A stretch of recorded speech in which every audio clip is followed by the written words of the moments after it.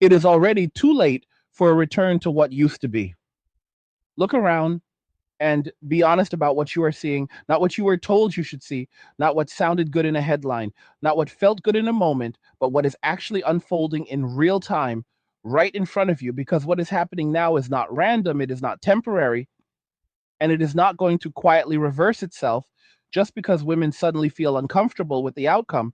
And if you stay until the end of this conversation, you're going to understand exactly why the situation has reached this point and why the path forward is not what most women are hoping it will be.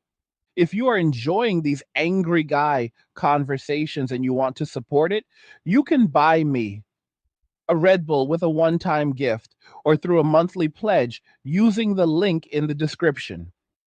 And I appreciate everyone who has been doing that because it keeps this going. And now let's slow this down and really look at what has happened over time because people like to jump straight to the emotional conclusion without walking through the sequence of decisions that led here. And when you skip that part, you end up confused, frustrated, and reacting instead of understanding. And when you understand the pattern, you stop being surprised by the outcome because none of this appeared overnight. This was built piece by piece, decision by decision, incentive by incentive, until the structure we are living in now became the natural result of everything that came before it. There was a long period where independence was framed as the highest goal, where needing someone else was treated as weakness, where cooperation between men and women was slowly replaced with competition, and where traditional roles were not just questioned, but often dismissed entirely as outdated. And for a while, that shift felt empowering to a lot of women because it came with immediate benefits, more freedom, more options, fewer expectations, and a sense that the old constraints were finally gone. But what women did not fully account for was that those old structures, imperfect as they were, also provided stability, predictability, and a kind of built in support system that does not easily get replaced once it is removed. At the same time, economic conditions were changing in ways that made independence look easier than it actually was because for a period of time, access to credit expanded, costs were manageable, and it was possible to maintain a certain lifestyle without immediately feeling the strain. So the cultural shift toward individualism was reinforced by an economic environment that temporarily supported it, and that combination created the illusion that everything was working exactly as intended, that the new model was superior in every way, and that there would be no downside to continuing down that path. But economic reality does not stay frozen. And eventually, the pressure begins to build, slowly at first, almost quietly, and then all at once, it becomes impossible to ignore. And that is what you're seeing now. Rising costs across the board, housing becoming harder to afford, everyday expenses increasing, and the margin for error shrinking. And when that margin disappears, women start to feel it immediately, not in theory, but in their day to day lives, in their stress levels, in their decisions, in the way they think about the future. And suddenly, the independence that once felt empowering starts to feel heavy because independence means carrying everything on your own. And when conditions get tougher, that weight becomes much more noticeable. And this is where the tension really begins to show because the system that encouraged women to separate, to compete, to prioritize themselves above all else does not easily transition into a system of mutual support when things get difficult because those habits, those beliefs, those expectations, they do not just disappear when circumstances change. They are deeply ingrained. And so you end up with a situation where women recognize that they need cooperation again, but they are operating with a mindset that was built for independence and competition. And those two things do not align smoothly. You start to see conversations shift, not completely, not all at once, but gradually, where the tone changes from absolute confidence and independence to a more uncertain questioning of how sustainable it really is. And you see women trying to reconcile two conflicting ideas at the same time: the desire to maintain all the freedoms and advantages they have gained, while also wanting the stability and support that comes from stronger partnerships.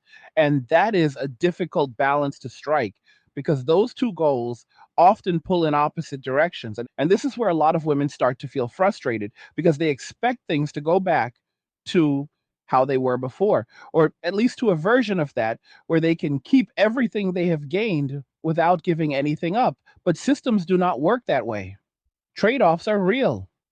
And when you remove certain structures, you also remove the benefits that came with them.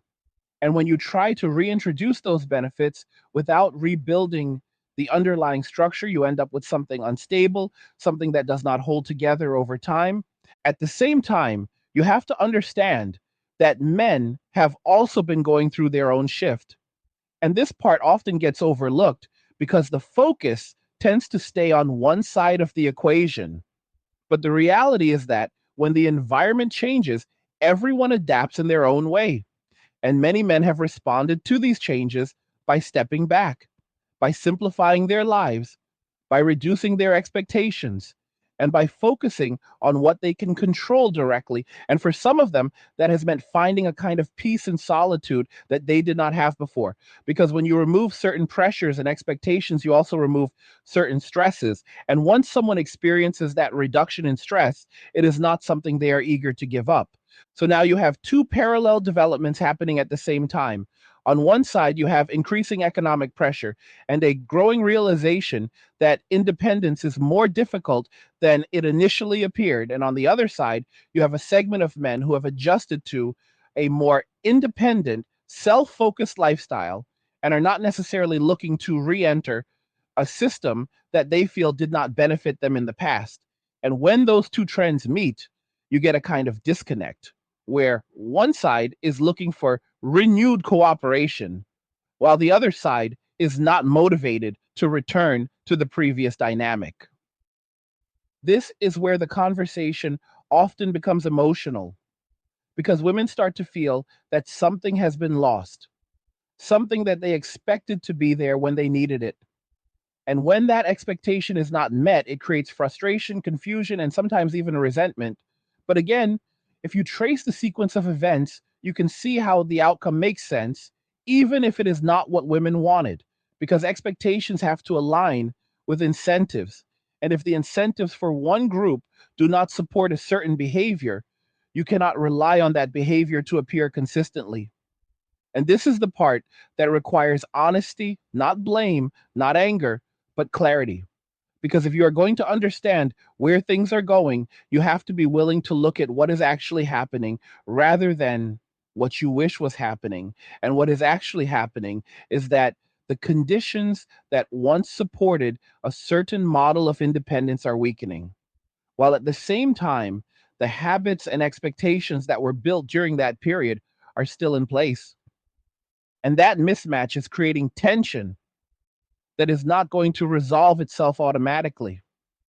You also have to consider the role of institutions in all of this, because for a long time there was an assumption that external systems would provide a safety net, that there would always be support available, that if things became difficult, there would be resources to fall back on. And to some extent, that was true for a period of time. But those systems are also subject to the same economic pressures. And when resources become more limited, those safety nets can become less reliable. And when that happens, women who were depending on them start to feel the impact. And this is where the reality becomes unavoidable.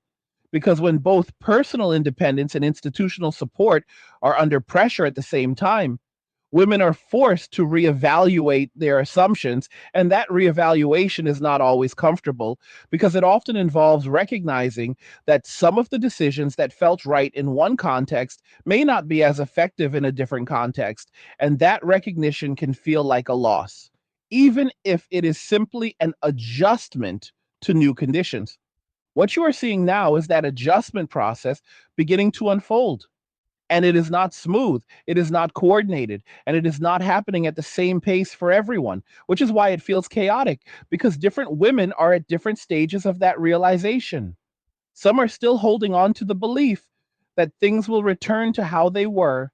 Others are starting to accept that changes need to be made, and others have already adapted and moved on. And when all of those perspectives exist at the same time, it creates a kind of noise that makes it harder to see the underlying pattern.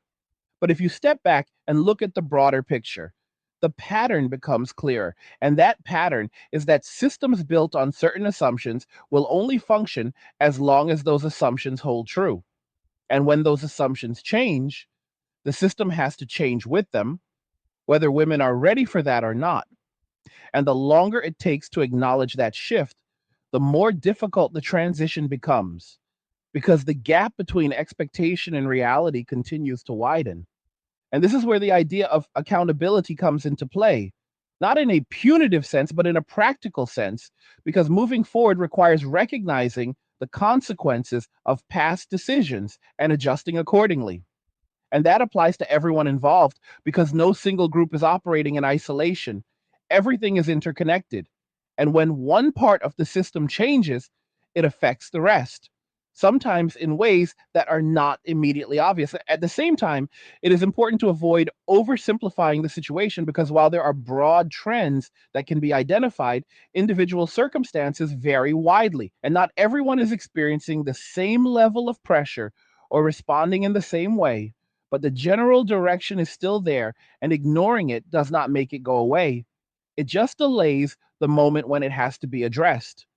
So, what does all of this mean in practical terms? It means that the conversation needs to shift from what women feel entitled to what is actually sustainable. Hey guys, in a world pushing you to own nothing and be happy, crypto is your key to survival.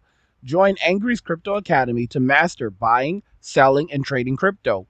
Make huge profits and safeguard your wealth.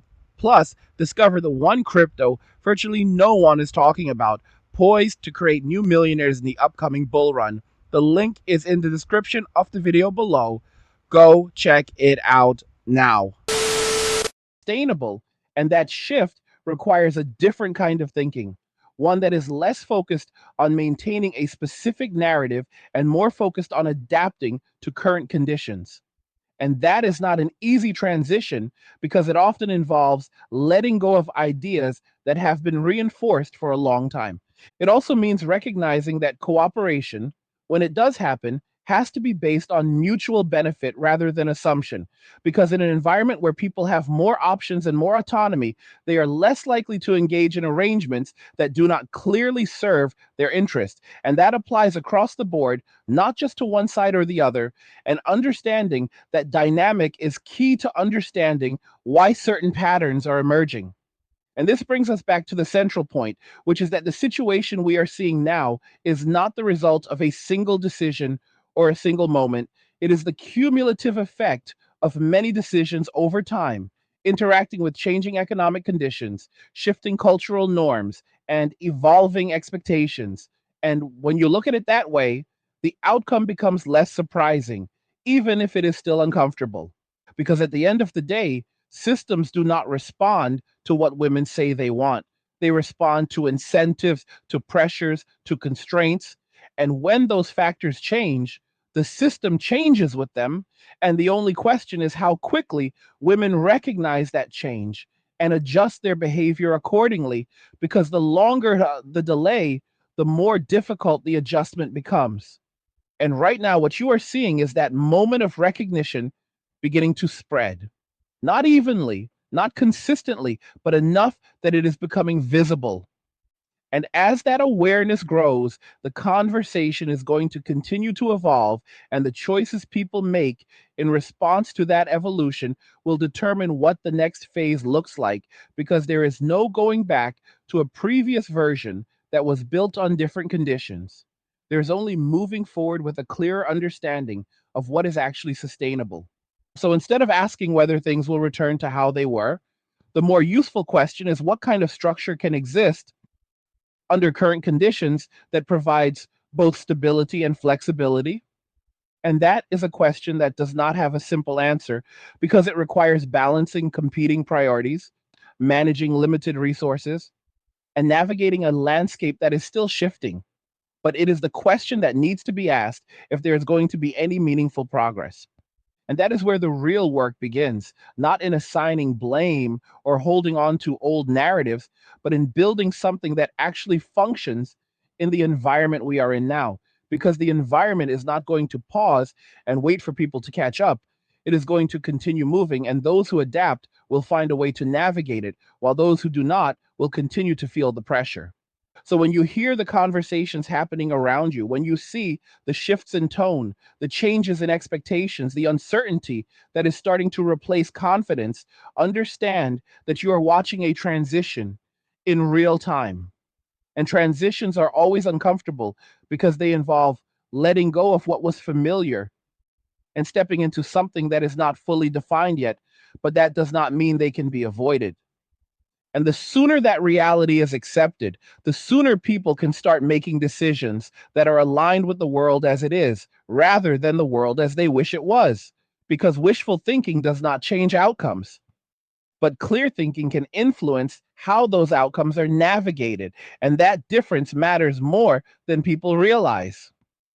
Right? So take a moment and really think about what you are seeing, not just on the surface, but underneath it, the patterns, the incentives, the pressures, and ask yourself whether the expectations you have been holding on to are actually supported by the current environment. Because if they are not, then holding on to them is only going to create more frustration. And letting go of them, while difficult, may be the first step toward finding a more stable path forward. And that is the point where clarity begins to replace confusion. Not because everything suddenly becomes easy, but because you are no longer trying to force reality to match a narrative that no longer fits. And that shift in perspective is often what allows people to move from reaction to intention, from frustration to strategy, and from uncertainty to a more grounded understanding of what is possible. And once you reach that point, the conversation changes, not because the external conditions have changed, but because your approach to them has changed. And that is where real adaptation begins, not in waiting for things to go back, but in learning how to move forward in a way that is actually aligned with the world as it is now. Now, when you take that understanding and push it a step further, you start to see something even more important, which is that adaptation is not just about recognizing external changes, it is about recognizing internal expectations that no longer match reality. Because a lot of the tension people feel right now is not coming only from rising costs or economic pressure. It is coming from the gap between what they expected life to look like and what it actually looks like when conditions tighten. And that gap is where frustration grows because expectations were built during a time that no longer exists in the same form. And yet, many people are still measuring their current situation against that outdated baseline. What happens next is predictable if you understand how people respond under pressure, because when reality stops aligning with expectations, the first instinct is not to change expectations. It is to try to force reality back into alignment. And that shows up in different ways, sometimes through denial, sometimes through blame, sometimes through attempts to recreate old dynamics without addressing the conditions that made those dynamics possible in the first place. And when those attempts fail, the pressure does not disappear. It compounds because now you have both the original problem and the added frustration of failed solutions. This is where the conversation often starts to shift toward responsibility, but not in a productive way at first. Because instead of looking at how systems function and how incentives shape behavior, people look for a simple explanation, a single cause, a clear target, and that leads to narratives that feel satisfying in the moment but do not actually solve anything because complex systems rarely break down due to one factor alone. They break down due to multiple interacting forces that amplify each other over time.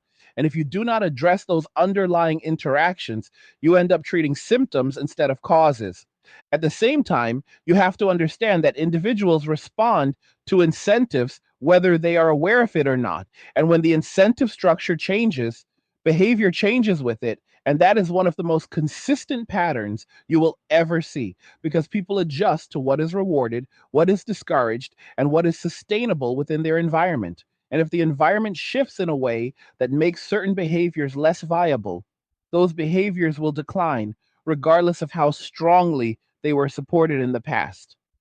So when you see people stepping back, simplifying their lives, reducing their involvement in certain systems, That is not happening randomly. It is a response to incentives. It is a calculation, sometimes conscious, sometimes not, that the cost of participation outweighs the benefit. And once that calculation tips in that direction, it is very difficult to reverse because people tend to avoid re entering situations where they previously felt overextended or undervalued, especially if they have found an alternative that feels more stable or less demanding. And this is where the idea of reversal starts to break down because a lot of people assume that if conditions become difficult enough, things will naturally return to how they were before. But that assumption ignores the fact that people change, preferences change. And once someone adapts to a new way of living, especially one that reduces stress or increases a sense of control, they are not automatically going to abandon that adaptation just because the external narrative shifts. This is why you are seeing a kind of hesitation, a reluctance to re engage in certain dynamics. Because, from the perspective of those who have already adjusted, the question is not just what is needed now, it is also what will be expected later and whether the long term trajectory of that dynamic is actually stable or just temporarily appealing due to current pressure.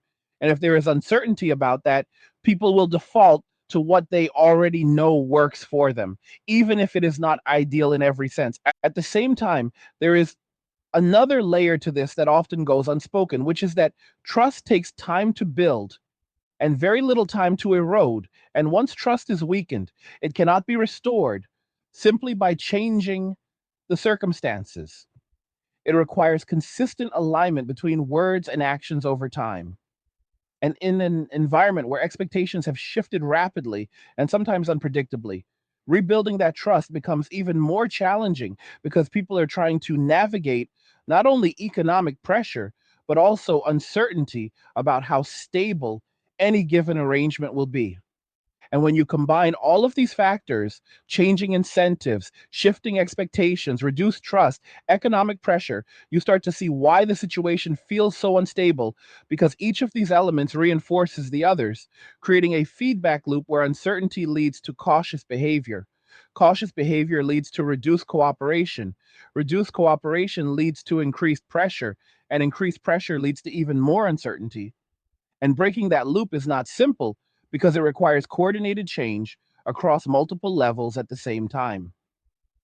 This is also why short term solutions often fail to produce lasting results because they address one part of the problem without addressing the rest. And while that can provide temporary relief, it does not change the underlying dynamics. And once the immediate pressure returns, the same issues resurface, sometimes even more intensely because expectations were raised and then not sustained. And that cycle can be particularly frustrating because it creates the impression that progress is being made when in reality the core structure remains unchanged. So, what you are left with is a situation where people are searching for stability in an environment that is still adjusting. And that search can take many forms, some constructive, some not. But the key factor is whether the approach being taken is aligned with the actual conditions rather than an idealized version of those conditions, because alignment is what determines whether a strategy is sustainable, and sustainability is what determines whether it will hold up over time. And this is where a more grounded perspective becomes essential. Because instead of asking how things should be, the question becomes what actually works under current constraints? What combinations of behavior, expectations, and structures can function effectively given the reality of the situation? And that kind of thinking requires a level of detachment from past narratives because it is not about preserving a particular story, it is about finding a workable path forward. At the same time, it is important to recognize that adaptation does not mean giving up everything that was gained.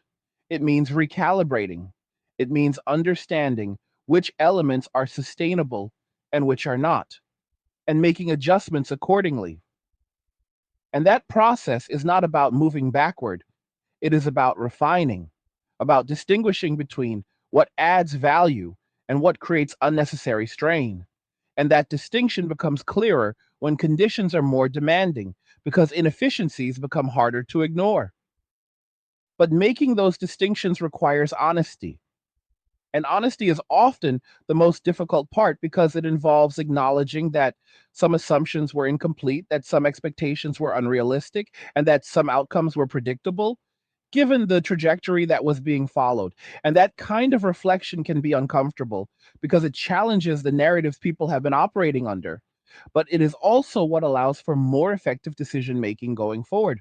You also have to consider that not everyone will adapt in the same way or at the same pace, and that diversity of response is part of what makes the situation complex.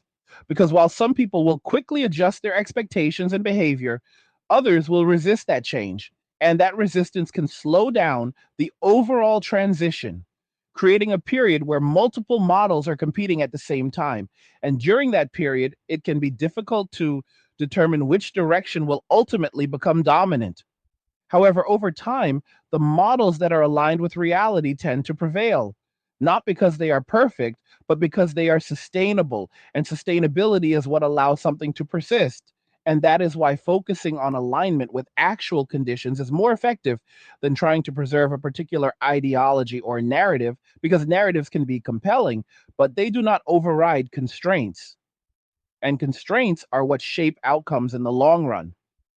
And this brings us to another important point, which is that clarity often emerges gradually rather than suddenly, because people need time to process changes, to observe patterns, to test different approaches, and to see what works and what does not.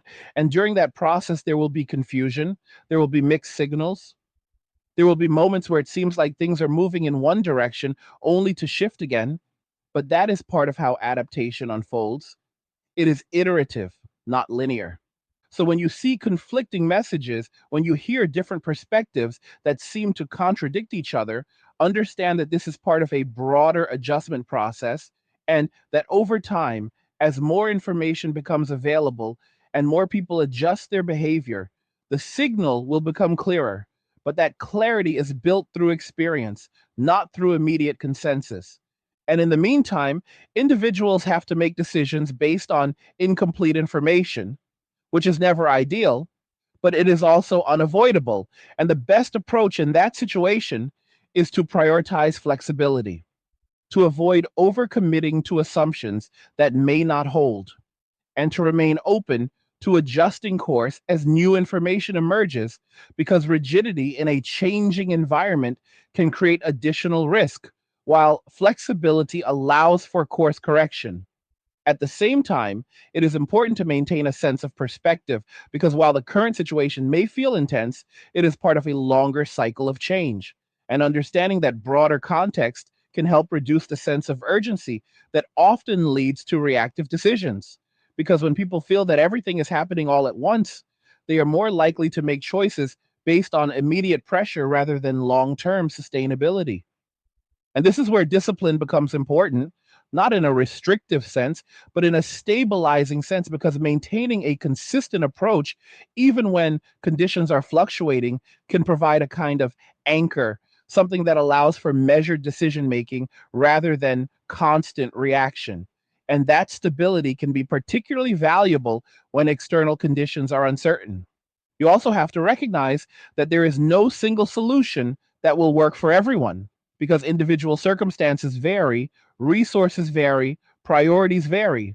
And what is sustainable for one person may not be sustainable for another. And that is why broad narratives can be misleading, because they tend to oversimplify complex situations. And while they may capture certain trends, they do not account for the full range of individual variation. And so instead of looking for a universal answer, it is more effective to focus on principles that can be adapted to different contexts. Principles like alignment with reality, awareness of incentives, flexibility in response to change, and a focus on sustainability rather than short term gain. Because these principles can guide decision making across a wide range of situations, even when the specifics differ. And when you apply those principles consistently, you start to see patterns more clearly. you start to anticipate how certain changes will affect behavior, and you become less reactive to surface level fluctuations because you understand the underlying dynamics that are driving those fluctuations. And that understanding is what allows for more strategic decision making. So, as this transition continues, the key is not to get caught up in every shift, every headline, every change in tone, but to focus on the structural factors that are shaping the environment, because those factors are what determine the long term trajectory. And while the surface may appear volatile, the underlying patterns tend to be more consistent once you learn how to identify them. And once you see those patterns, you start to realize that the situation, while complex, is not entirely unpredictable. It follows certain rules, certain constraints, certain responses to pressure, and understanding those elements gives you a kind of framework for navigating what comes next. Not with certainty, but with a clearer sense of direction. And that clarity is what allows you to move forward without being constantly pulled off course by every new development. So instead of waiting for things to stabilize on their own, the more effective approach is to stabilize your own perspective, to align your expectations with reality, to adapt your behavior to current conditions, and to remain flexible as those conditions continue to evolve, because that is what allows you to maintain a sense of control even when the broader environment is uncertain. And that is where the real shift happens, not externally, but internally, because once you adjust your perspective, the same environment that once felt chaotic starts to feel more navigable, not because it has become simpler, but because you are no longer trying to force it into a framework that no longer fits. And that change in approach is what allows for more effective decision making over time. So the question is not whether the situation will change, the question is how you will respond to that change, whether you will hold on to expectations that are no longer supported, or whether you will adjust your approach to align with what is actually sustainable. And that decision is what ultimately determines how you experience the transition, whether it feels like constant resistance or gradual adaptation. And that difference matters more than most people realize. What becomes even clearer as you keep following this line of thinking is that pressure does not just reveal weaknesses in a system, it exposes contradictions that were always there but were easy to ignore when conditions were comfortable. And one of the biggest contradictions is the idea that you can build a structure that removes interdependence while still expecting the benefits that interdependence naturally provides, because those benefits are not accidental. They are the result of coordinated roles, shared expectations, and a level of mutual investment that does not exist when everything is treated as optional and temporary. When things were easier, that contradiction stayed hidden because there was enough margin to absorb inefficiencies. There was enough flexibility to compensate for gaps, and there was enough distraction to keep people focused on immediate gains rather than long term sustainability. But as that margin disappears, those hidden contradictions move to the surface. And once they are visible, they cannot be ignored in the same way because they begin to affect outcomes directly. This is where the language people use starts to shift, because you begin to hear more emphasis on stability, on security, on reliability, and those are not random words. They reflect a growing awareness that without some form of structure, without some form of predictable support, the cost of maintaining independence becomes significantly higher. And for many people, that cost is starting to outweigh the perceived benefits that once made independence so appealing. But here's the part that is often misunderstood: recognizing the need for stability does not automatically recreate it, because stability is not just a preference, it is the result of consistent behavior over time. It is built through alignment, through trust, through shared incentives, and if those elements have been weakened or removed, they cannot be restored instantly simply because people now want them back. And this is where reality pushes back against expectation again, because people are beginning to realize that some of the structures that provided stability were not just social conventions, they were functional systems that balanced responsibilities and benefits in a way that made long term cooperation viable. And when those systems were dismantled, the assumption was that something better would naturally replace them. But replacement is not automatic, it requires intentional design. And in many cases, that design was never fully developed. So now there is a kind of vacuum where the old structure is gone, but the new structure is incomplete. And in that vacuum, people are trying to negotiate new terms, new expectations, new ways of interacting, but without a clear framework, those negotiations become inconsistent. And inconsistency is one of the fastest ways to erode trust because if expectations are unclear or constantly shifting, people become hesitant to commit. And that hesitation further reduces the likelihood of stable cooperation. At the same time, there is a tendency to romanticize the past once the present becomes difficult, to look back and see only the benefits without acknowledging the limitations that led to change in the first place. And while it is natural to compare current conditions to previous ones, that comparison can be misleading if it is not balanced, because it can create the illusion that simply reverting to an earlier model would solve current problems, when in reality, the conditions that supported that model may no longer exist. So the challenge is not to go backward or to insist on staying exactly where things are now. It is to move forward with a more realistic understanding of trade offs because every system involves trade offs. Every structure prioritizes certain outcomes over others. And the key question is which trade offs are acceptable given the current environment. And that question requires a level of clarity that is often uncomfortable because it forces people to confront the limits of what is possible. You also start to see that independence, when taken to an extreme, can lead to fragmentation, and fragmentation reduces the ability to pool resources, to share risk, to support each other during difficult periods. And when that capacity is reduced, each individual becomes more vulnerable to external pressure.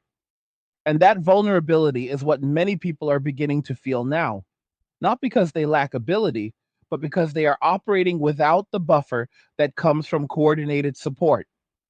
And yet, despite that growing awareness, there is still resistance to fully acknowledging the implications because doing so would require a shift in how people view responsibility, contribution, and cooperation.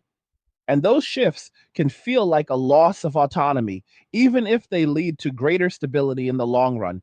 And that tension between autonomy and stability is at the center of what is unfolding right now.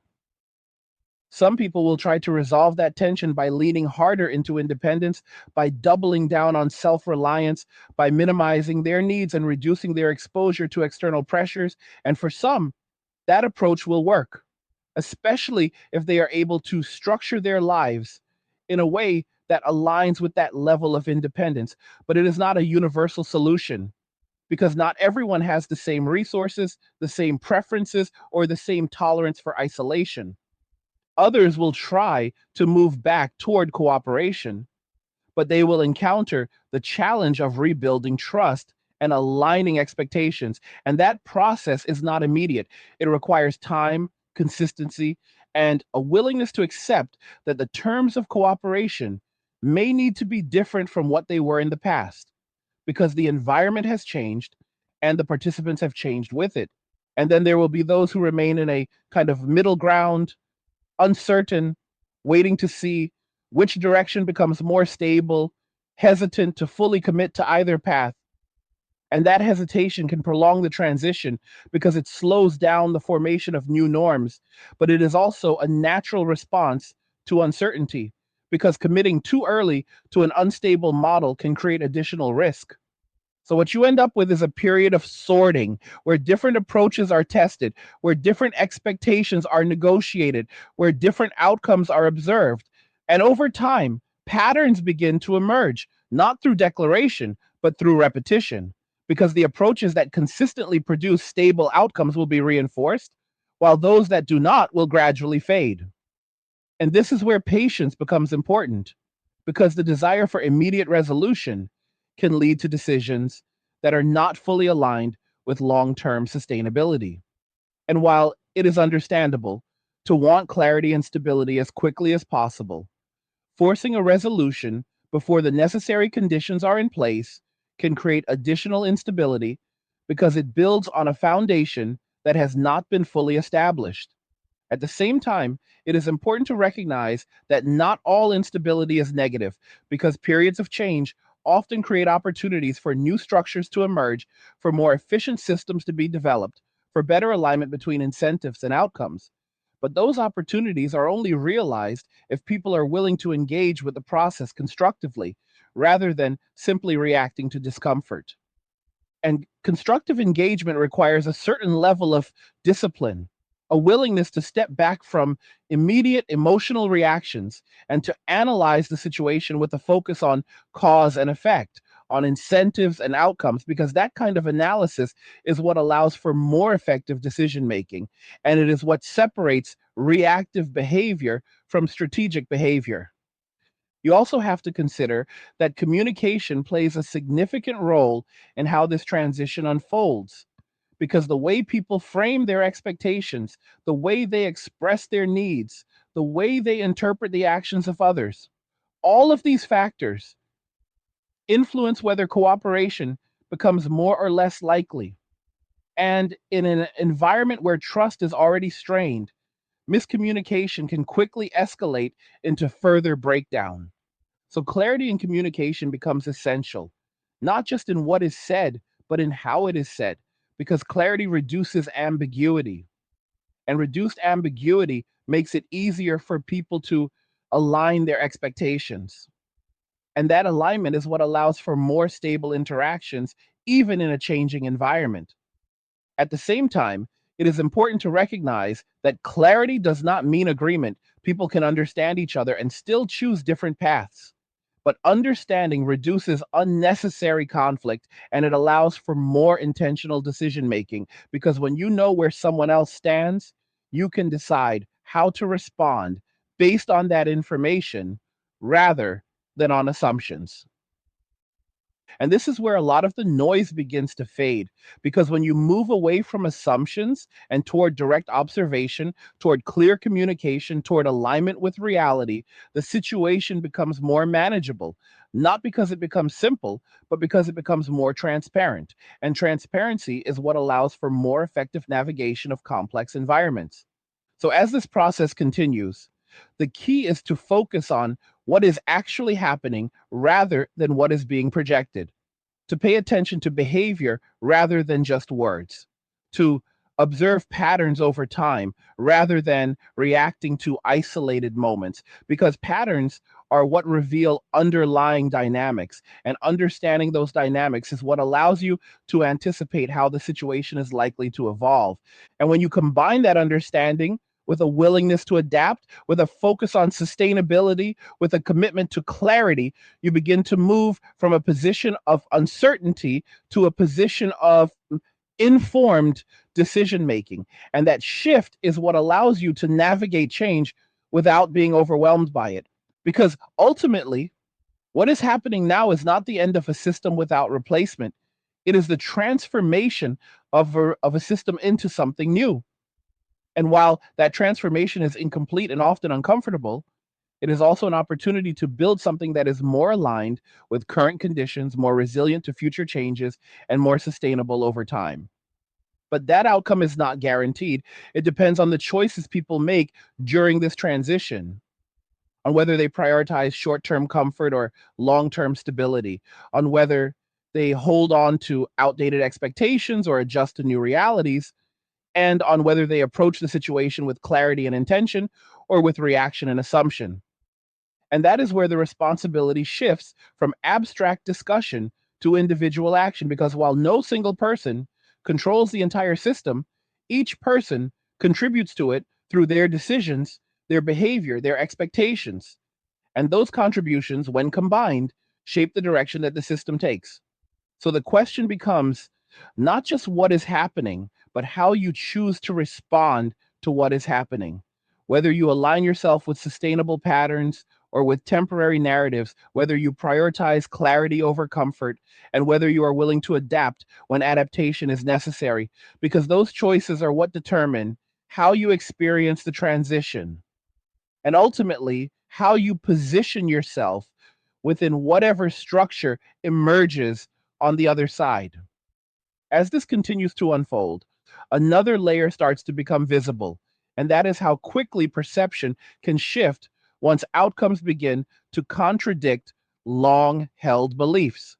Because for a long time, many people were operating under a framework that felt stable simply because it had not yet been tested under sustained pressure. And when that pressure finally arrives, it does not just strain finances or logistics, it challenges identity.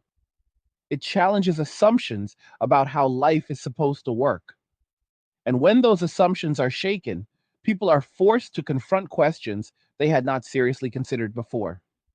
One of those questions is whether the current model of living, with its emphasis on individual autonomy and flexible arrangements, can withstand long periods of economic tightening without creating widespread instability.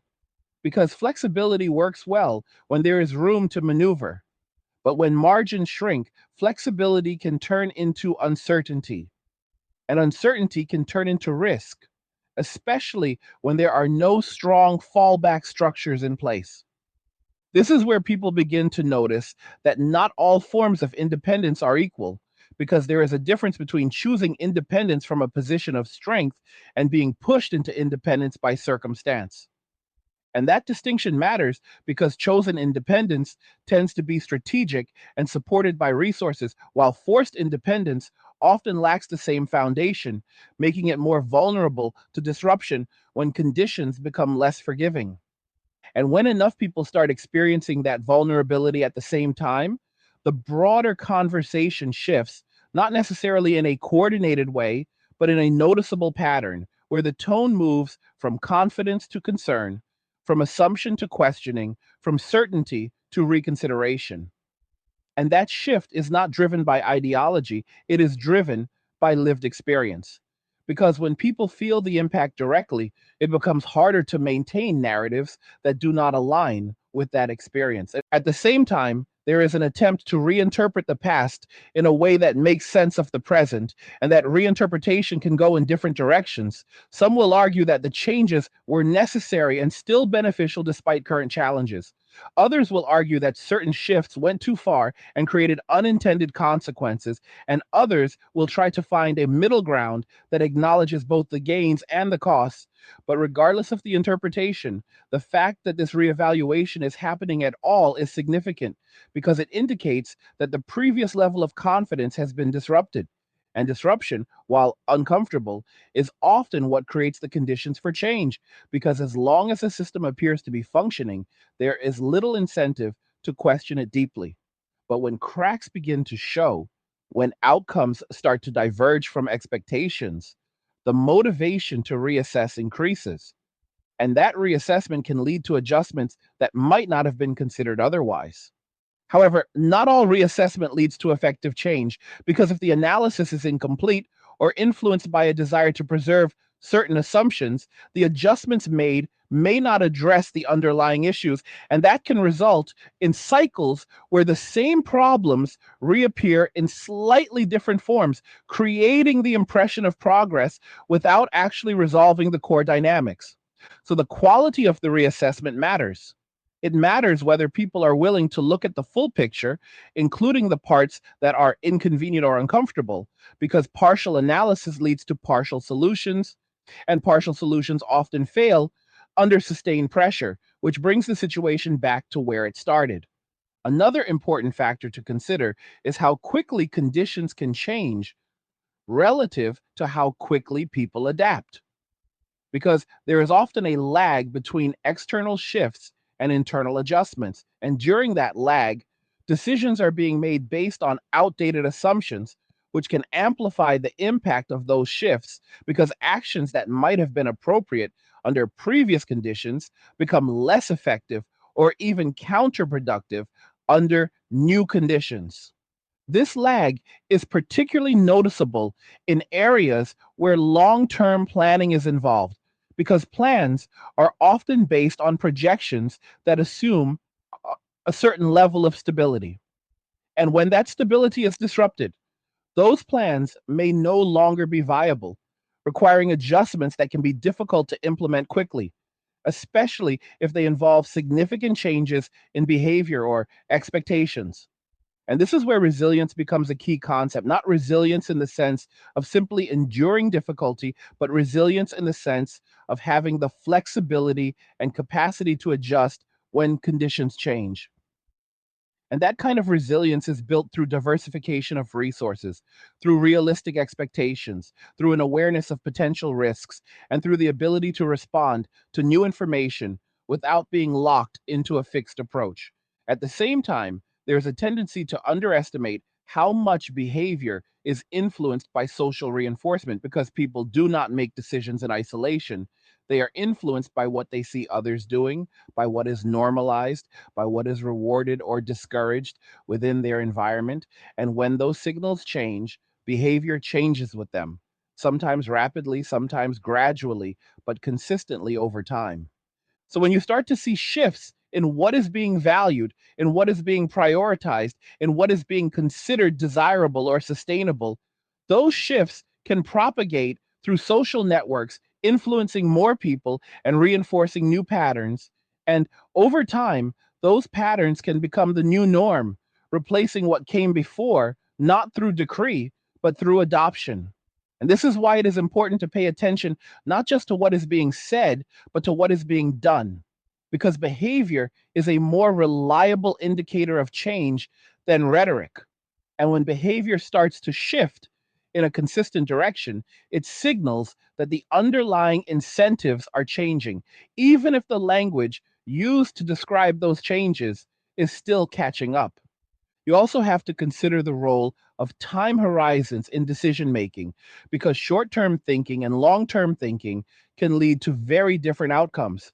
And in periods of uncertainty, there is often a tendency to focus on immediate concerns, to prioritize short term relief over long term stability. And while that is understandable, it can create challenges if it leads to decisions that are not sustainable over time. Balancing those time horizons is not easy because it requires managing current pressures while also considering future implications. And that balance is often what determines whether an adaptation is effective or whether it creates additional problems down the line. Because a solution that works in the short term but creates instability in the long term is not a true solution, it is a delay. And this brings us back to the importance of alignment because alignment between expectations, behavior, and conditions is what allows for sustainable outcomes. And when that alignment is present, systems function more smoothly, cooperation becomes more viable, and the level of uncertainty decreases. But when alignment is absent, friction increases, coordination becomes more difficult, and instability becomes more likely. So the process that is unfolding now can be seen as a search for alignment, a process of trial and error where different approaches are tested against current conditions. And over time, the approaches that align more closely with those conditions will prove more sustainable, while those that do not will gradually be abandoned. But during that process, there will be tension because different people will have different views on what alignment looks like, different priorities, different thresholds for risk. And those differences can lead to disagreement, to conflict, to fragmentation. But they are also part of how new norms are formed.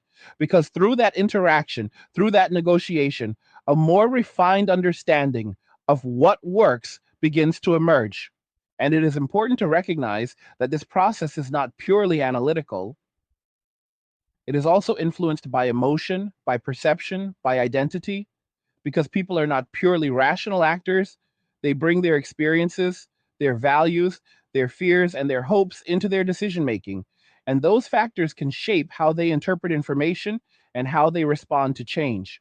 So, effective adaptation requires not only an understanding of external conditions, but also an awareness of internal responses, because recognizing when emotions are influencing decisions allows for a more balanced approach, one that integrates both rational analysis and personal priorities rather than being driven entirely by one or the other. At the same time, it is important to avoid the assumption that there will be a single unified outcome because it is more likely that multiple models will coexist, each suited to different circumstances, and that diversity of approaches can provide a kind of resilience at a broader level because it allows for flexibility and adaptation across different contexts. However, within that diversity, certain patterns will still become more prominent, particularly those that demonstrate consistent stability under pressure, and those patterns will influence broader expectations and behavior, even if they do not completely replace all other approaches. So the key is not to look for a definitive endpoint where everything settles into a single, unchanging structure, but to understand that the system will continue to evolve, that adaptation is an ongoing process, and that maintaining alignment with current conditions is what allows individuals to navigate that evolution effectively. And that understanding shifts the focus from trying to predict a fixed future to developing the capacity to respond to changing conditions. Because while the exact trajectory may be uncertain, the principles that guide effective adaptation remain consistent: awareness of incentives, alignment with reality, flexibility in response, and a focus on sustainability.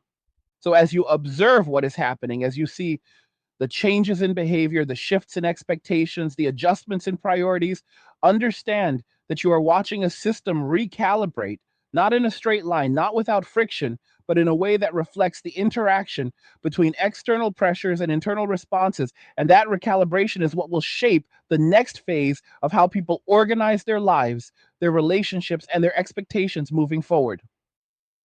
As the recalibration continues, something else begins to emerge that is harder to see at first, but becomes obvious once you step back. And that is the difference between narratives that are maintained for comfort and realities that are enforced by consequence. Because for a long time, it was possible to maintain a certain story about how things were supposed to work without that story being fully tested. And when stories are not tested, they can expand, they can become more ambitious, more idealistic, more detached from constraint. But once consequences begin to apply consistently, those stories are forced to either adapt or collapse. What you are seeing now is that moment where consequence has caught up to narrative. And when that happens, people are faced with a choice. Either they adjust their understanding to match the outcome, or they continue to hold on to the narrative and experience increasing friction as reality continues to diverge from expectation. And that friction is not abstract. It shows up in daily decisions, in financial pressure, in stress, in uncertainty about the future. And when enough people begin to feel that friction at the same time, the tone of the broader conversation starts to change, not because of persuasion, but because of necessity, because people are not just reacting to ideas, they are reacting to outcomes. And outcomes have a way of overriding theory when they become consistent enough, when they affect enough areas of life, when they persist long enough that they can no longer be dismissed as temporary. This is also where the concept of leverage becomes important because leverage determines how much influence an individual has over their own situation. And leverage is built through resources, through options, through the ability to choose between different paths without being forced into a single outcome. And when leverage is high, people have more flexibility, more room to adjust, more capacity to absorb shocks. But when leverage decreases, when options narrow, when resources are stretched, the ability to maintain a preferred lifestyle or set of expectations becomes more limited. And that is when difficult decisions have to be made, decisions about what to prioritize, what to reduce, what to change. And those decisions often reveal what is actually essential versus what was simply convenient when conditions were easier. At the same time, there is a growing awareness that not all forms of support are interchangeable, because relying on impersonal systems versus relying on direct relationships creates very different dynamics. And while institutional support can provide a broad safety net, it often lacks the flexibility and responsiveness that comes from direct cooperation. And when institutional systems are under strain, that difference becomes more noticeable. So people begin to reassess not just what they need, but where that support is most reliably found. And that reassessment can lead to a renewed interest in more direct forms of cooperation. But again, that interest does not automatically translate into effective partnerships because the habits, expectations, and trust required for those partnerships have to be rebuilt. And that process takes time and consistency. And this is where another challenge appears, which is that rebuilding requires not only recognition of current needs, but also an understanding of why previous structures function the way they did. Because without that understanding, there is a risk of attempting to recreate outcomes without recreating the conditions that made those outcomes possible. And that often leads to frustration because the results do not match the expectation. So the deeper question becomes not just what people want now, but what kind of structure can realistically support those wants given current conditions. And that question forces a more detailed analysis of incentives, responsibilities, and trade offs. Because sustainable structures are not built on one sided expectations, they are built on balanced exchanges where each participant sees a clear benefit that justifies their contribution. And when that balance is missing, when one side feels that they are giving more than they are receiving, or that the arrangement is unstable or unpredictable, participation declines because people are not inclined to invest in systems that do not provide a consistent return, especially when alternative options exist, even if those alternatives are not ideal. This is why you are seeing a continued emphasis on self sufficiency from some individuals. Because even if that approach comes with its own challenges, it offers a level of control and predictability that is appealing in an uncertain environment. And once that preference is established, it is not easily reversed because it is reinforced by experience, by the observation that relying on oneself reduces exposure to external instability. However, self sufficiency has limits, and those limits become more apparent when external pressures increase beyond what an individual can manage alone. And at that point, the need for cooperation becomes more than a preference, it becomes a necessity. And that is where the tension intensifies because the need for cooperation exists alongside a lack of established frameworks to support it effectively. And this is where adaptability becomes critical because those who are able to adjust their expectations, to negotiate new forms of cooperation, to align their behavior with current conditions will be better positioned to navigate this transition, while those who remain fixed in their expectations may find themselves increasingly out of sync with the environment. And that mismatch can lead to ongoing frustration. At the same time, it is important to recognize that adaptation does not mean abandoning all principles. It means applying those principles in a way that is compatible with reality. And that distinction matters because it allows for continuity in values while still enabling flexibility in approach. And that balance is what supports long term stability.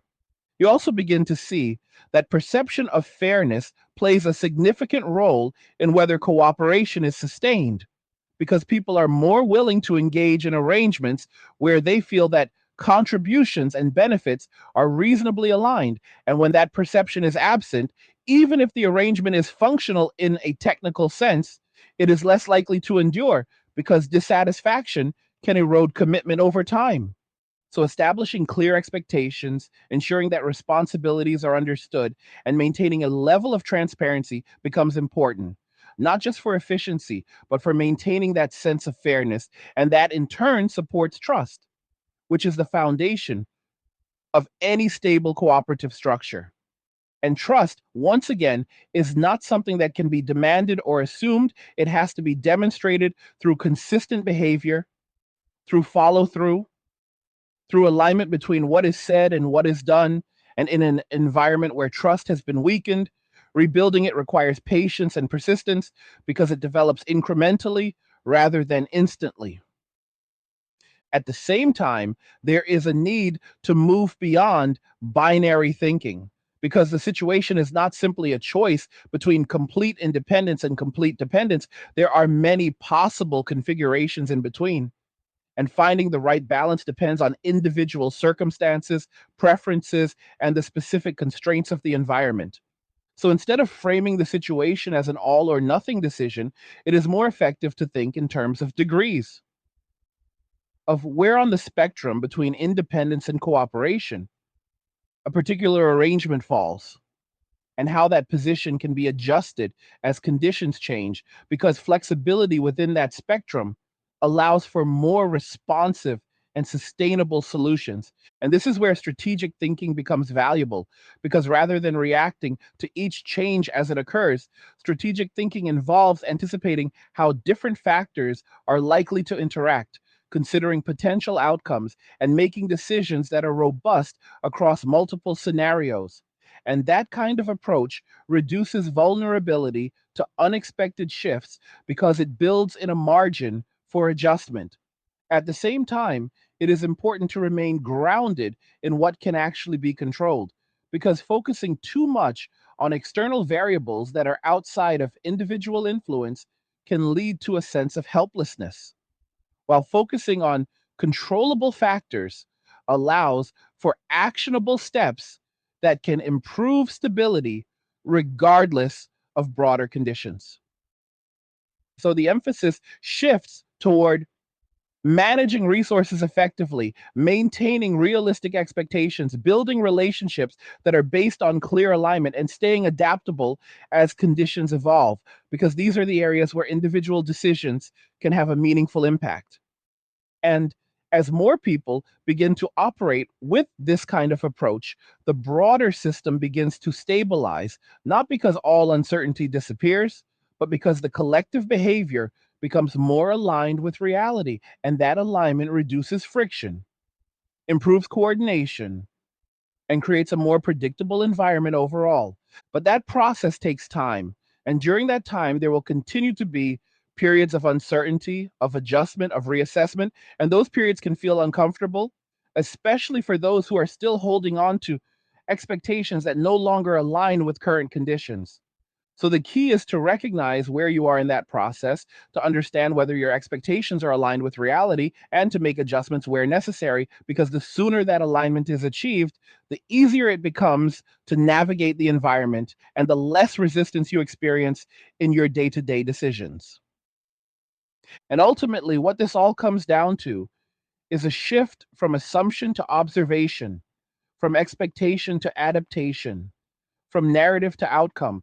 Because when you base your decisions on what is actually happening rather than what you were told should happen, you position yourself to respond more effectively, to adjust more quickly, and to build a structure for your own life that is resilient under changing conditions.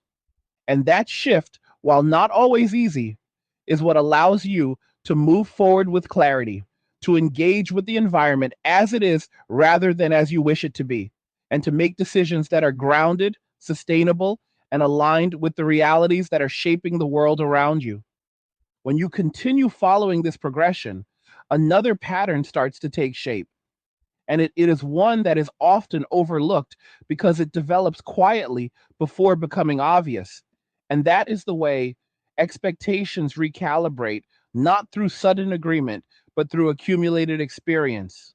Because people rarely change their perspective all at once, they adjust in increments, each experience either reinforcing or weakening what they previously believed.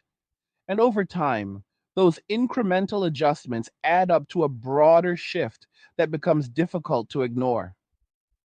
At first, that recalibration shows up in subtle ways, in smaller decisions, in changes to priorities, in the way people allocate their time and resources. And these shifts may not be immediately visible from the outside, but they are significant because they represent a movement away from assumption and toward observation.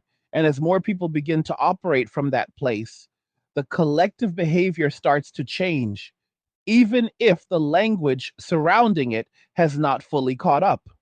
One of the clearest signs of this recalibration is the increasing focus on practicality, because when conditions tighten, abstract ideals tend to give way to concrete realities, and decisions become less about what sounds good and more about what actually works.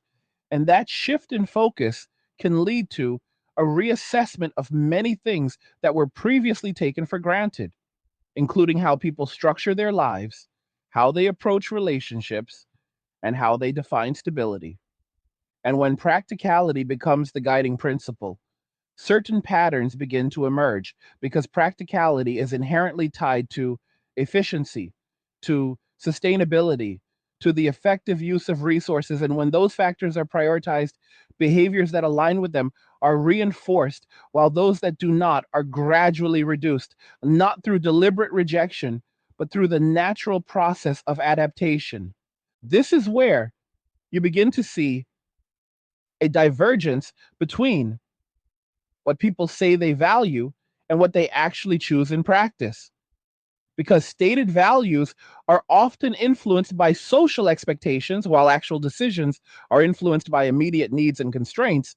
And when those two are not aligned, behavior tends to follow necessity rather than narrative. And so, as pressure continues, you start to see a narrowing of options, not in a restrictive sense, but in a clarifying sense, where certain paths become less viable due to cost, complexity, or instability, and other paths become more attractive because they offer a better balance between effort and outcome. And that narrowing process simplifies decision making over time, because it reduces the range of viable choices to those that are actually sustainable. At the same time, there is a growing awareness of the importance of consistency, because in an environment where many variables are changing, consistency becomes a stabilizing factor, something that can be relied on even when other elements are uncertain.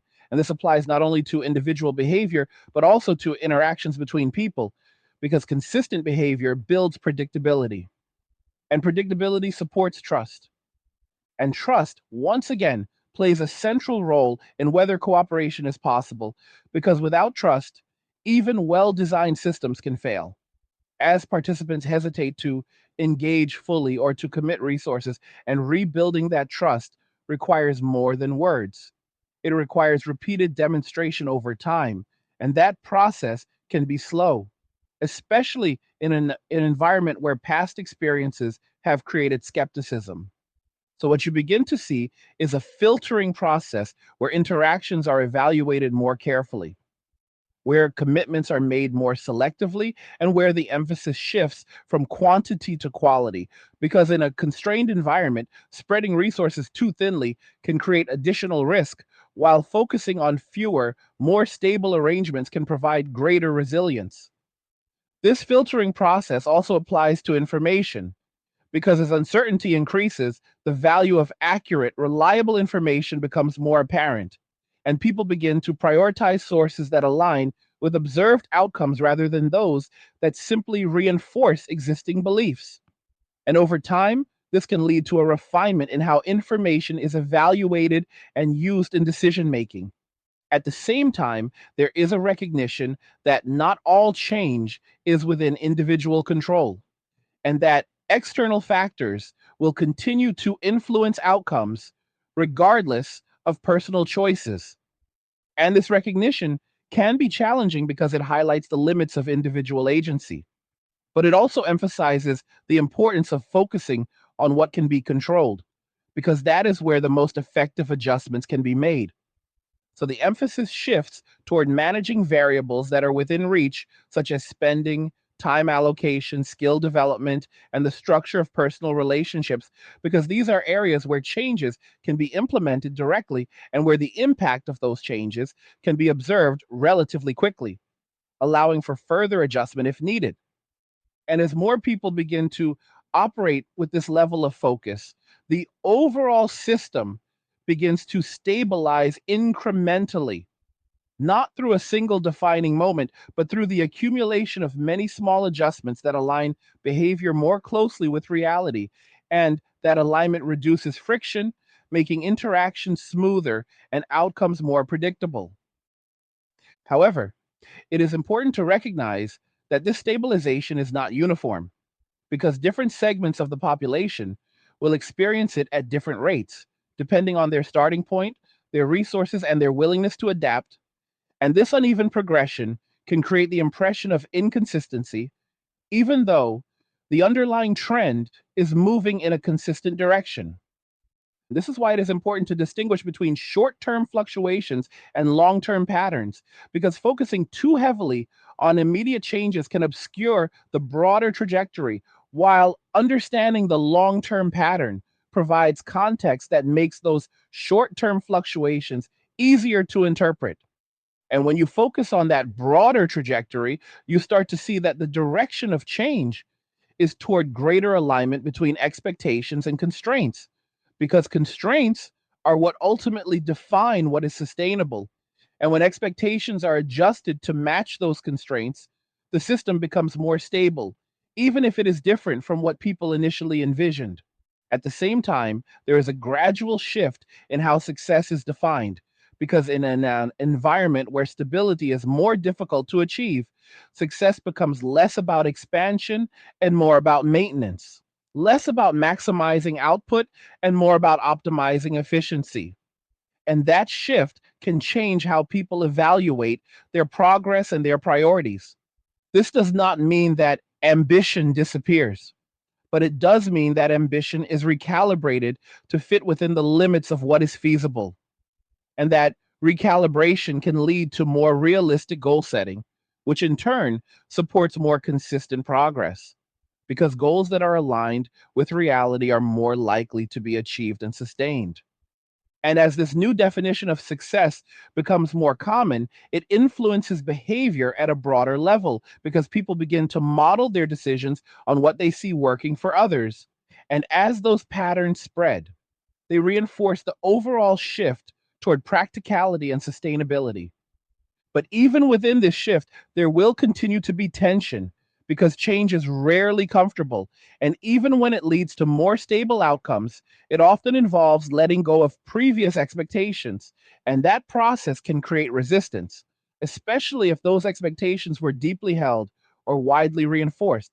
So the transition is not just about adjusting external behavior, it is also about adjusting internal perspectives, about redefining what is considered normal, what is considered desirable, and what is considered achievable.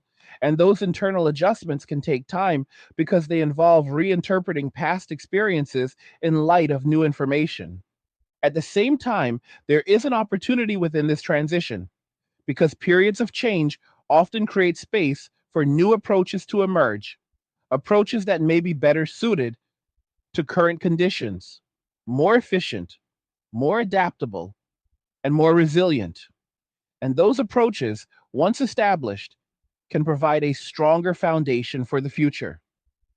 But realizing that opportunity requires engagement. It requires a willingness to experiment, to test different strategies, to observe outcomes, and to refine those strategies based on what is learned. Because adaptation is an active process, not a passive one. And those who engage with it deliberately are more likely to find effective solutions.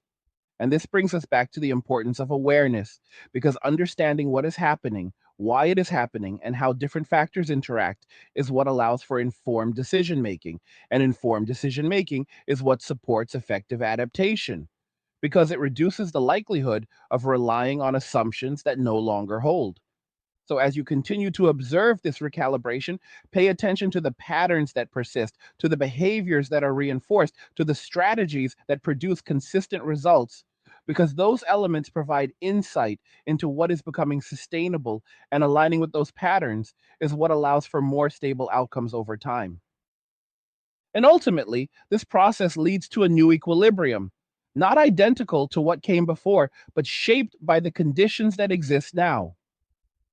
An equilibrium that reflects the balance between independence and cooperation, between flexibility and stability, between individual choice and shared constraint. And that equilibrium, once established, becomes the new baseline from which future changes will emerge. But reaching that point requires navigating the current phase with clarity, with patience, and with a willingness to adapt. because the path from one equilibrium to another is rarely direct. It involves adjustment, correction, and refinement. And those who approach it with a focus on alignment and sustainability are the ones who are most likely to move through it effectively. And that is where the real shift occurs, not in a single moment, but through a series of decisions that gradually bring expectations, behavior, and conditions into alignment, creating a foundation that is capable of supporting stability even in the face of ongoing change. And that foundation is what ultimately determines how individuals and the broader system will function moving forward. As this alignment continues to take shape, there is another shift that begins to surface. And it is one that affects how people interpret effort, value, and return. Because when conditions were more forgiving, effort did not always need to be tightly linked to outcome. Inefficiencies could exist without immediate consequence, and value could be perceived rather than strictly measured.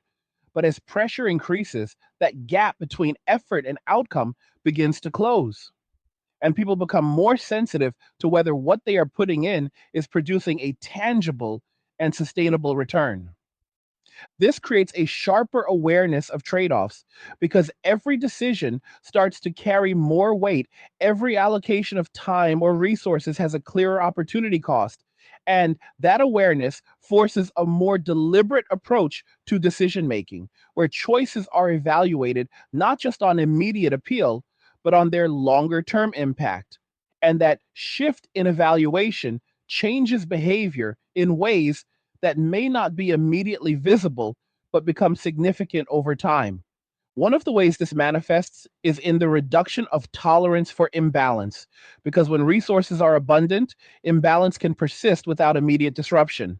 But when resources are constrained, imbalance becomes harder to sustain, and people begin to adjust their behavior to correct it, either by reducing their input, by seeking alternative arrangements, or by renegotiating the terms of engagement. And this correction process is not always smooth because it involves confronting situations where expectations and reality do not match. And that confrontation can lead to discomfort, especially if it challenges assumptions that were previously considered stable. But it is also what allows for recalibration, because without recognizing imbalance, there is no basis for adjustment. At the same time, there is a growing emphasis on efficiency, not in the sense of doing more for its own sake, but in the sense of reducing unnecessary strain, of aligning actions more closely with desired outcomes. And that emphasis can lead to a simplification of priorities, where activities that do not contribute meaningfully to stability or progress are gradually reduced or eliminated. This simplification is not about deprivation, it is about focus, because by concentrating resources on what is most effective, people can create a more stable foundation, even in a challenging environment. And that stability, once established, provides a platform from which further adjustments can be made without constant disruption. Another aspect of the shift is the reevaluation of risk, because in an environment where uncertainty is higher, the perception of risk changes. What was once considered acceptable may now be viewed as excessive, and what was once overlooked may now be seen as significant. And this change in perception influences behavior by encouraging more cautious, more measured approaches to decision making. But caution does not necessarily mean avoidance. It means being more intentional about where and how risks are taken, because some level of risk is always present and completely avoiding it is not possible. But understanding which risks are manageable and which are not becomes more important when the margin for error is smaller. And this is where experience begins to play a larger role, because as people navigate these conditions, they accumulate information about what works and what does not. And that information informs future decisions, creating a feedback loop where behavior is continuously refined based on observed outcomes. And over time, this refinement leads to more effective strategies. At the same time, there is an increasing recognition that stability is not a static state. It is a dynamic balance that requires ongoing adjustment because conditions continue to change. And maintaining stability involves responding to those changes in a way that preserves alignment between resources, expectations, and behavior. This dynamic view of stability shifts the focus from trying to achieve a fixed endpoint to maintaining a process that can adapt as needed. And that perspective is important because it reduces the tendency to become rigid, to hold on to a particular configuration, even when it no longer fits the environment. And as this perspective becomes more common, it influences how people approach planning because plans become more flexible, more responsive to new information, and less dependent on assumptions of stability. And this flexibility increases resilience by allowing for adjustments without requiring complete restructuring. At the same time, there is a growing awareness of interdependence, not as a limitation, but as a factor that can be managed strategically. Because while complete independence may not be feasible in all situations, the way in which dependencies are structured can influence their impact. And by choosing dependencies that are stable and mutually beneficial, people can reduce vulnerability while still benefiting from cooperation. This strategic approach to interdependence involves being selective, evaluating potential arrangements based on their alignment with long term goals, their consistency, and their reliability. And this evaluation process helps to filter out options that may appear attractive in the short term, but are not sustainable over time. And as more people adopt this approach, the overall quality of interactions can improve because arrangements are formed based on clearer criteria. Expectations are more explicitly defined, and the likelihood of misalignment is reduced, which in turn supports more stable outcomes. However, this process also requires a level of self awareness because understanding what constitutes a sustainable arrangement depends on understanding one's own priorities, limits, and resources. And without that clarity, it is difficult to evaluate whether a particular option is truly aligned or simply appealing in the moment. So, part of this transition involves developing that self awareness, recognizing patterns in one's own behavior, identifying areas where adjustments are needed, and being willing to make those adjustments even if they require changing established habits or expectations. At the same time, it is important to maintain a sense of proportion because while the current environment may be more demanding, it is still possible to find balance, to create stability, and to build a sustainable approach.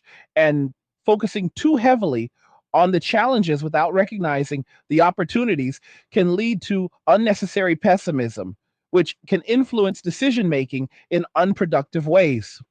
So the goal is not to ignore difficulty, but to approach it with a balanced perspective, acknowledging the constraints while also identifying the areas where effective action can be taken, because that balance supports more constructive engagement with the situation. And as this engagement continues, the cumulative effect of individual adjustments begins to shape the broader system because each decision contributes to the overall pattern. And as those patterns become more aligned with reality, the system as a whole becomes more stable, even if it remains dynamic. This is where you begin to see a new form of equilibrium emerging, one that is based not on previous assumptions, but on current conditions. And while this equilibrium may differ from what existed before, it reflects a more accurate alignment between expectations and constraints. And that alignment is what supports its sustainability.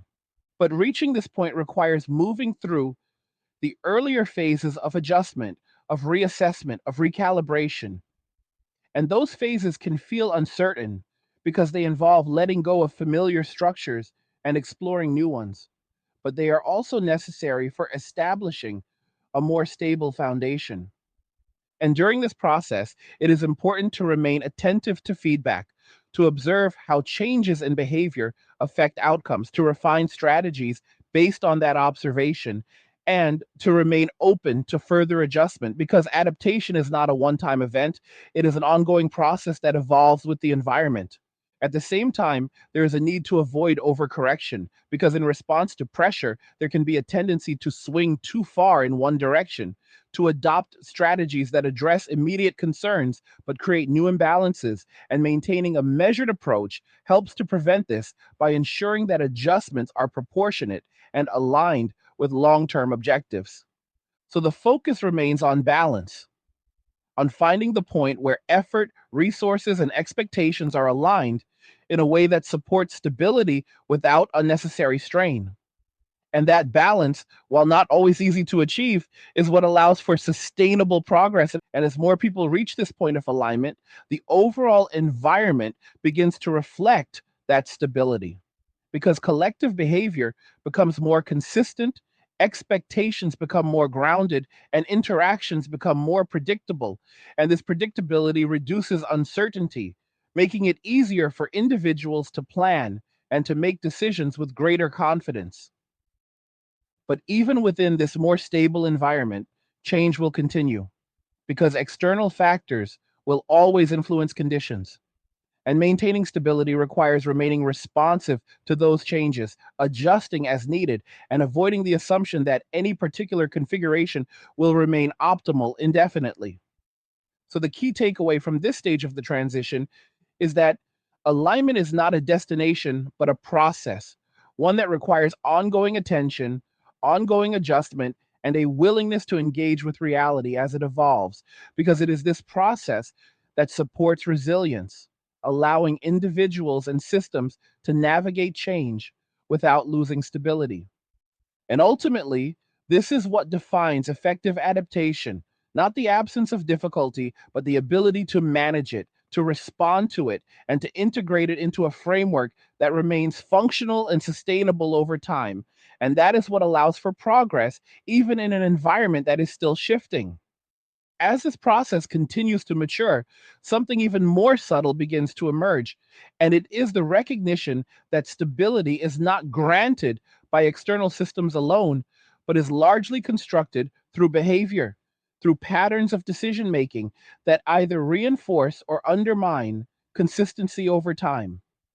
And this realization shifts the focus away from waiting for conditions to improve and toward actively shaping one's own environment within the limits that exist. This shift is significant because it changes the posture from reactive to proactive, from responding to pressure after it appears to anticipating how pressure is likely to develop and adjusting accordingly before it becomes overwhelming. And that anticipation is what allows for smoother transitions because it reduces the need for abrupt changes and instead supports gradual, controlled adjustments. One of the first areas where this becomes visible is in how people approach commitments, because commitments represent a form of future obligation, and in an environment where uncertainty is higher, the cost of making commitments that cannot be sustained becomes more apparent, leading to a more cautious approach where commitments are made with greater consideration of long term feasibility rather than short term appeal. This does not mean avoiding commitment entirely, but it does mean being more selective, ensuring that commitments are aligned with available resources, realistic expectations, and a clear understanding of what is required to maintain them. And this selectivity reduces the likelihood of overextension, which is one of the primary sources of instability. At the same time, there is a growing awareness of the importance of margins, not just financial margins, but margins in time, energy, and flexibility, because margins provide the buffer that allows for adjustment when conditions change. And without sufficient margin, even small disruptions can have a disproportionate impact, creating a cascading effect that is difficult to manage. So people begin to prioritize creating and maintaining these margins, even if it means reducing immediate output or delaying certain goals, because the presence of margin increases resilience, making it easier to absorb shocks without losing overall stability. And this trade off between immediate gain and long term stability becomes a central consideration in decision making, Another aspect of the shift is the refinement of priorities, because when resources are limited, it becomes necessary to distinguish between what is essential and what is optional. And that distinction is not always obvious at first, but it becomes clearer through experience as people observe which elements contribute most directly to stability and which do not. And as priorities become more defined, behavior becomes more focused because resources are allocated more deliberately, reducing waste and increasing efficiency. And this focus supports better outcomes because it aligns effort with areas that provide the greatest return relative to the constraints that exist. At the same time, there is a greater emphasis on adaptability within those priorities because even essential elements may need to be adjusted as conditions evolve. And maintaining flexibility within a structured approach allows for these adjustments without requiring a complete overhaul of the overall system. This balance between structure and flexibility is critical because too much rigidity can lead to brittleness, where systems fail under pressure because they cannot adapt, while too much flexibility can lead to instability, where there is no consistent foundation to build upon, and finding the right balance between the two is what supports both resilience and consistency. And this balance is not fixed. It may need to shift over time as conditions change, requiring ongoing assessment and adjustment. And this is where awareness and attention to detail become important because small changes in conditions can have larger effects if they are not recognized and addressed early. Another pattern that becomes more apparent is the importance of feedback loops because effective systems incorporate mechanisms for monitoring outcomes and adjusting behavior accordingly. And these feedback loops allow for continuous improvement, reducing the likelihood of persistent errors or inefficiencies.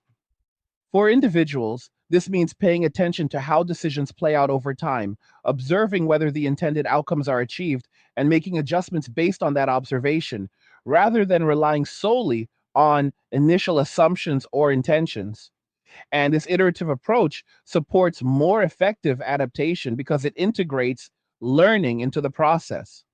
At the same time, there is a growing recognition of the limits of prediction because while it is possible to anticipate certain trends, the complexity of the environment means that not all variables can be accounted for. And this uncertainty reinforces the importance of flexibility and margin because they provide the capacity to respond to unexpected developments. So instead of trying to predict every possible outcome, the focus shifts toward building systems that can accommodate a range of outcomes, systems that are robust rather than optimized for a single scenario. And this robustness increases resilience by reducing vulnerability to specific changes. And as this approach becomes more widespread, it influences how people interact with each other because arrangements that incorporate flexibility, clear expectations, and shared understanding of potential variability are more likely to be sustained, even when conditions fluctuate, because they are designed to accommodate change rather than resist it. This also leads to a more nuanced understanding of cooperation because cooperation is not just about aligning interests at a single point in time, it is about maintaining alignment over time. And that requires ongoing communication, adjustment, and a willingness to revisit agreements as conditions evolve. And this ongoing process of alignment is what differentiates stable cooperation from temporary arrangements because it accounts for the dynamic nature of the environment, ensuring that the relationship remains functional even as external factors change. At the same time, there is a recognition that not all interactions need to be long term to be valuable because shorter term arrangements can also play a role in providing flexibility and addressing immediate needs. And the key is to structure these interactions in a way that is clear, bounded, and aligned with their intended purpose, reducing the risk of misalignment or unmet expectations. So the overall approach becomes more layered, incorporating a mix of stable, long term structures and more flexible, short term arrangements, each serving a different function. And this layering provides both stability and adaptability, allowing for a more resilient overall system. And as this layered approach develops, it influences how people view their own roles within the system because roles become more defined, not in a rigid sense, but in a functional sense, where responsibilities and contributions are understood in relation to the broader structure. And this understanding supports coordination by reducing ambiguity. At the same time, there is a growing emphasis on accountability, not as a form of enforcement, but as a means of maintaining alignment. Because when responsibilities are clear and outcomes are monitored, it becomes easier to identify where adjustments are needed. And this clarity supports more effective cooperation by ensuring that expectations are met consistently. And this clarity, combined with consistency, contributes to rebuilding trust because when people see that actions align with expectations over time, confidence increases, and that confidence reduces hesitation, making it easier to engage in cooperative arrangements without excessive caution. However, this rebuilding process is gradual because trust is cumulative. It develops through repeated interactions, and setbacks can slow progress. But with consistent alignment, the overall trajectory can still move toward greater stability, even if the path is not perfectly smooth. At the same time, there is an increasing awareness of the role of discipline in maintaining this alignment because discipline provides the structure that supports consistent behavior, even when external conditions are fluctuating. And this consistency is what allows for stability to be maintained over time. But discipline in this context is not about restriction. It is about intentionality, about making decisions that are aligned with long term objectives rather than immediate impulses. And this intentionality supports better outcomes because it reduces the likelihood of actions that undermine stability. And as this level of intentionality becomes more common, it contributes to a broader shift in how the system functions because collective behavior becomes more aligned with sustainable practices, reducing volatility and increasing predictability, which in turn supports further stability. But even as this stability increases, it is important to remain aware that change will continue and that maintaining alignment requires ongoing attention because the environment is not static. And what is effective today may need to be adjusted tomorrow. And this awareness reinforces the importance of staying engaged with the process rather than assuming that a final, unchanging state has been reached. So the focus remains on maintaining a dynamic balance, on continuously aligning behavior with conditions, on adjusting as needed, and on building structures that are resilient enough to withstand variability, because it is this ongoing process that supports long term stability in an environment that continues to evolve.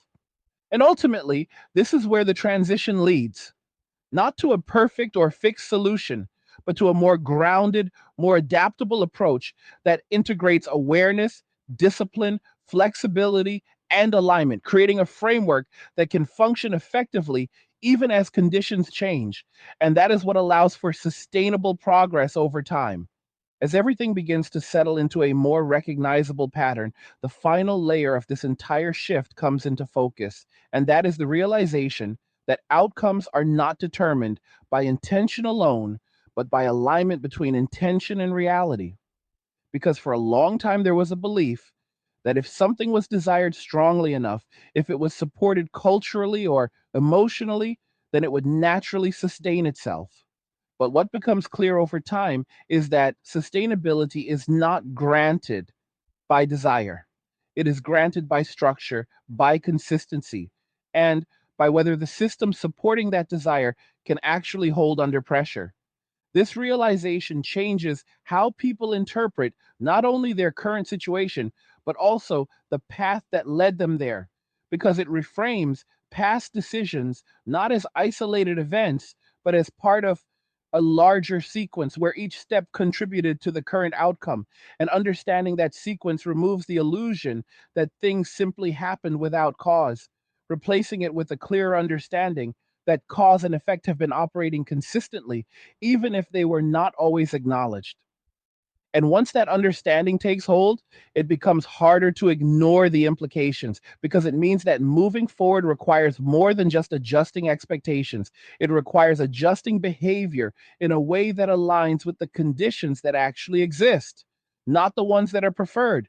And this is where the final resistance often appears because accepting that alignment can feel like giving up control, even though in reality, it is what allows for greater control within the limits that are present.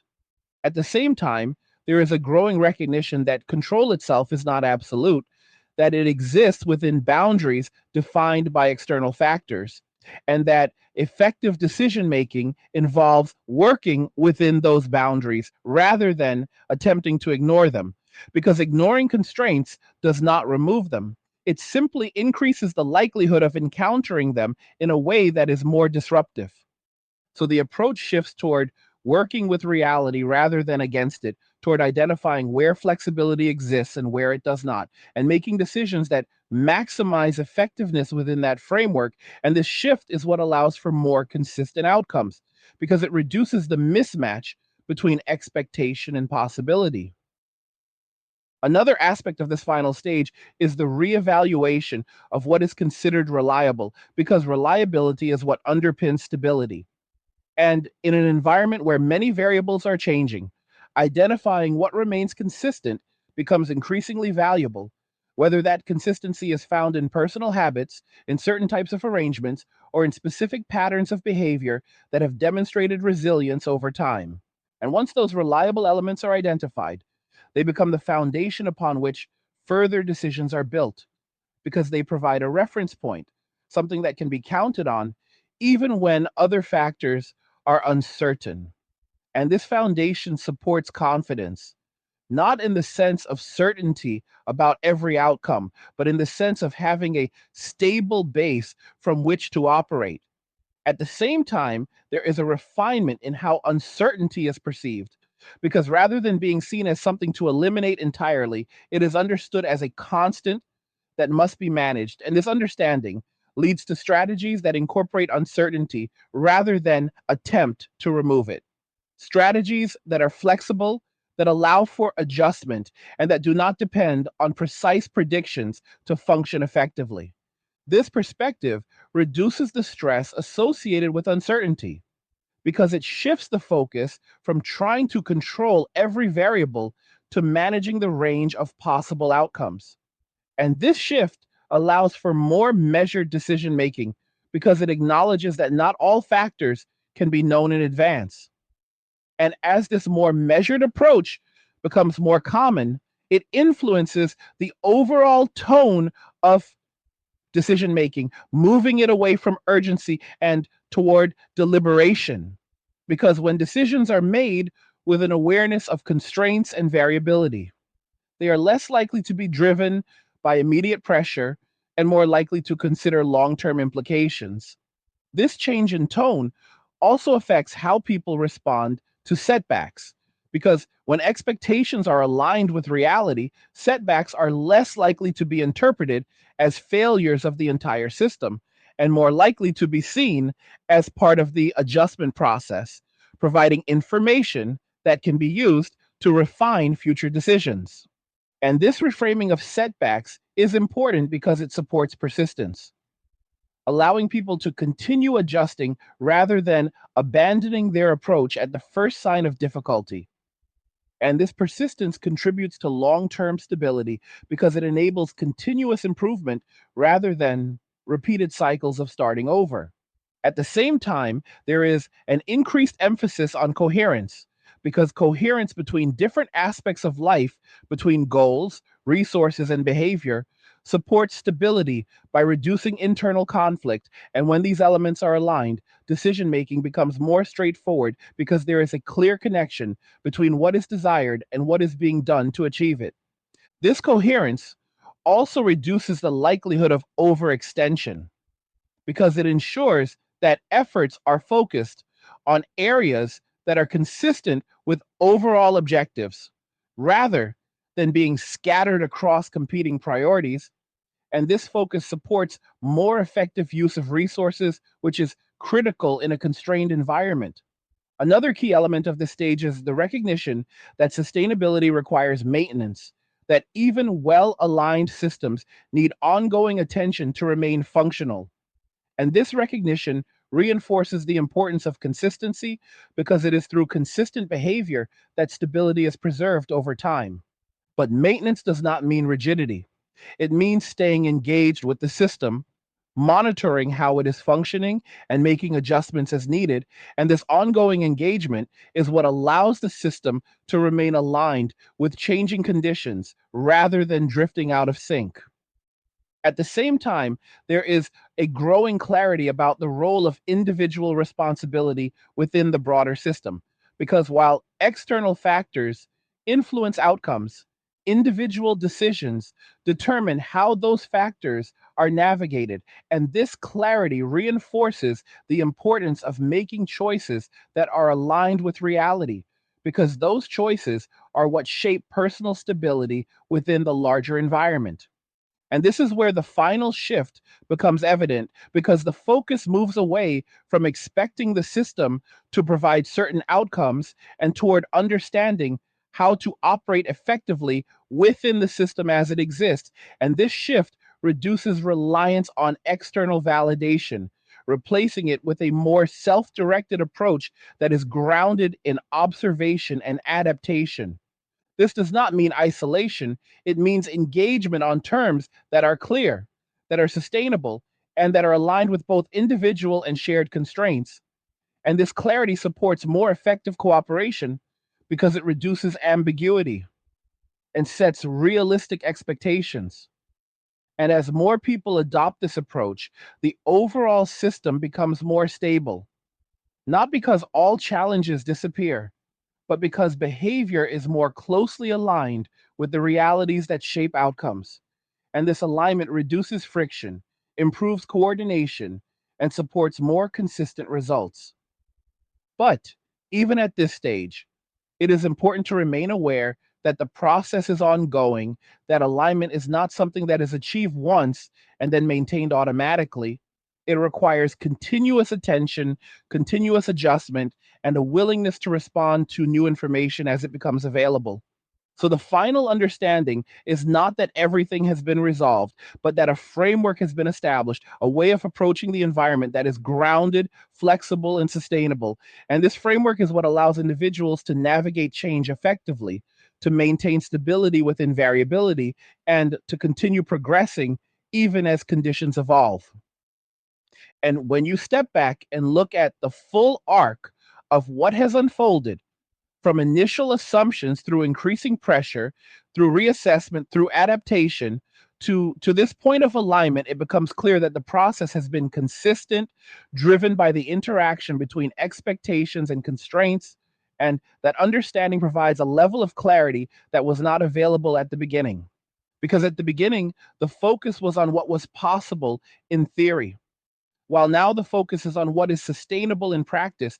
And that shift from theory to practice is what defines the transition because it replaces abstract ideas with concrete outcomes. And those outcomes provide the basis for future decisions. So, what remains is not a question of whether things will return to a previous state, but how effectively this new understanding is applied moving forward, how consistently alignment is maintained, and how well individuals continue to adapt as conditions change. Because it is these factors that will determine the stability and functionality of the system over time. And that is where everything leads not to a perfect resolution, but to a more grounded way of operating, one that acknowledges constraints, that prioritizes sustainability, and that remains flexible in the face of change.